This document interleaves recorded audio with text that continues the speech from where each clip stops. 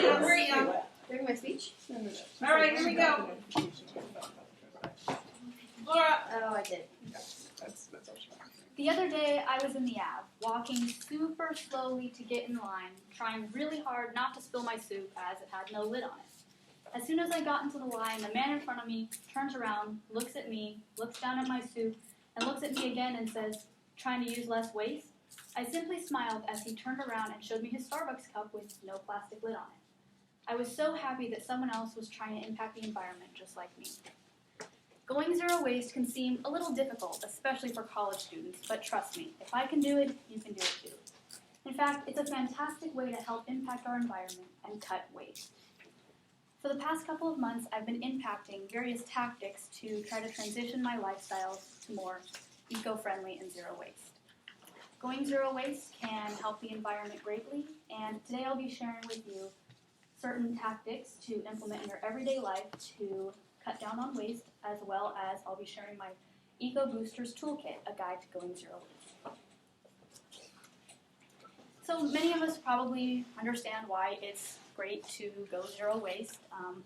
Everything that we use every day eventually gets discarded and ends up in landfills. Our landfills are overflowing, and it's pretty depressing, as you can see in this picture. So many of you might already know, but most of the items that we are recycling are not even actually being recycled. They're just sitting in landfills. This is stated on page 1 in the 2019 article, Zeroing In on Zero Waste. Additionally, authors from Science Direct magazine, Song and Lee, suggest going zero waste in order to combat the amount of solid masses that are sitting in our landfills that may stay there forever. The Institute for Public Policy Research defines zero waste as a tactic in order to try to separate from traditional resource usage so less ends up in landfills. Now you may think that zero waste is all about using reusable goods, which you're right in that, but there's actually a lot more to it. There's various simple and easy tactics that you can implement every day in your life to cut down on waste.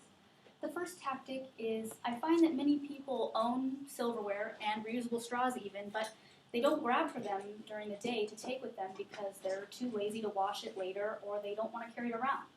Well, although you may not see it, everything that you use has an impact on our environment. And the more you use, the more builds up in landfills. So if you own these items, try to use them. My next tip is to stay away from plastic. There are a ton of companies that actually package their goods in cardboard, paper, or don't package them at all. Like, for example, produce. You can buy produce, but don't offset your zero waste triumph by buying package-free produce by sticking it in single-use produce bags. That is actually a huge problem, and many of us may go through 20 to 30 produce bags a week if you go shopping a lot. So stay away from plastic as much as you can. Additionally, my next tip is to go for glass. Glass is actually a great way to boost the economy, says Joan Mark Simmons in her 2018 interview, as it actually is a really easy thing to be recycled, and you can recycle your own glass too. Let's say you buy a jar, you can wash it out and reuse it. You can store certain things in it. This is a produce package-free grocery store, and as you can see in this picture, there are glass jars being used to store items instead of buying these items that are packaged in plastic. Now you may be wondering what some of these reusable goods actually look like. Well, today I'll be sharing with you my Eco Boosters Toolkit, which are a couple things from my experience that have really helped me cut down on plastic usage. So my first Eco Booster step is to get a reusable water bottle. Looking around, I see pretty much only reusable water bottles, which is fantastic. Many of you already know why this is great, but in the United States, there is actually 1,500 plastic water bottles being used every second, says David Alloway in his 2019 article. So this is pretty significant, and although many of you are doing a great job already, just try to avoid plastic water bottles at pretty much all costs. Additionally, the next step is, like I mentioned before, metal silverwares and metal straws. Don't be lazy when it comes to washing these items. I carry around my stuff in my backpack and rinse it off in the sink. It's quite simple and really, really effective, rather than getting your soup, let's say, and grabbing a plastic spoon, you can pull out your spoon that you already have.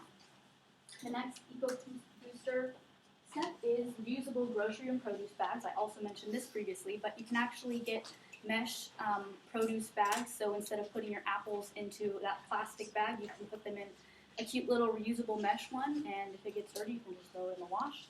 And reusable grocery bags too, because that's a lot of plastic. So it's really easy to find those.